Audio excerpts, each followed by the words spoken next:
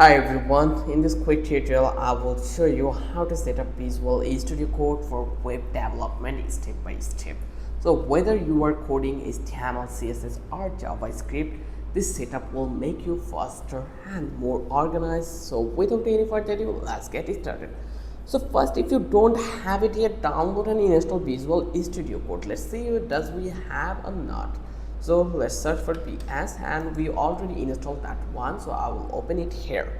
So from Code Visual Studio you can download this one. It is free and works on Windows, Macs and Linux. Once it installed, open it up and you are ready to configure it. So now let's add some must-have extension for web development. You just need to click to the extension in here. You can see this is the extension one. You just need to click over here, and then it's look like for blocks. Search and install this Lifesaver server. Like you just need to search the live server, and I already installed that one, but if not, you will get this install button. You just need to be install that one. Then the Perister, this is one of the usually like necessary one. Automatically formats your code to keep it clean and consistent. Like let's search for prettier, and you just need to be installed. I already installed that one also. Then third one is ESLint, ESLint, and here you can see this is the ESLint, and it catches JavaScript errors and helps you to write better code. Then for number one is HTML CSS support. So here let's search for HTML CSS support, and here you just need to install this one. I already did. And then last one is IntelliSense for CSS class names. Great if you are using frameworks like Tailwind or Bootstrap.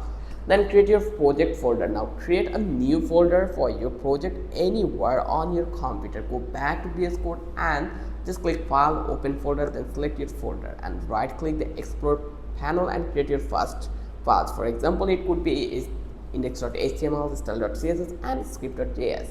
Then to test site in real time, right click on your index.html file and select Open with Server. By default, browser will open, and every time you save, the page refresh automatically. No more manual reloads. And let's give you an optional setting. Finally, tweak your setting. Just click the gear icon into the lower left setting and set for format on save. Like here, you just need to go over here and then go to this setting.